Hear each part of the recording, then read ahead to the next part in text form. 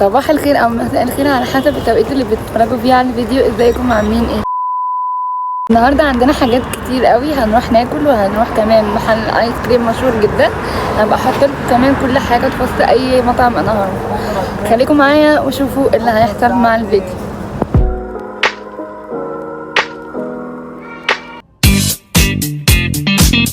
شايفين كده دلوقتي انا في الكافيه سمايل، بجد هو حلو جدا.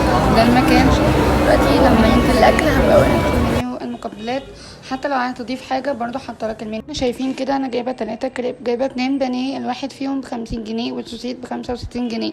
بجد الاسعار هنا وهميه جدا غير اللي بره في القاهره وفي اي مصيف تاني حرفيا. يعني ممكن الكريب من دول اصلا ممكن الواحد فيهم يعمل 80 جنيه. بجد عمري ما ندمت ابدا عن ان انا باكل منهم كل ما بروح هناك. حقيقي الطعم حلو قوي، التوفير هناك فارق جدا. طبعا مش عايزه اتكلم عن المعامله هناك، تحفه جدا. لما تروحوا بنفسكم هتشوفوا الطعم، انا مش هتكلم عليه تاني، بس كفيل الفيديو اصلا يوريكم شكل الكريب. يعني كل حاجه فيه بجد تو ماتش اصلا. انت بتطلب حاجه هما بيزودوها عليها اكتر. تمام. طبعا باكت البطاطس انا نسيت احط المنيو بتاعه، بس باكت البطاطس بيبدا من اول 10 جنيه لحد 20 جنيه. فبجد انا برشح لكم سمايل كافيه لو رايحين العريش. كريبات بيتزات تحفه. اول لما الويتر عرف ان انا من القاهره وجايه بصيف، راح مديهم لي كميموري يعني تذكاريه لما بفتكر المطعم. حاجه كده لطيفه قوي حصلت بجد.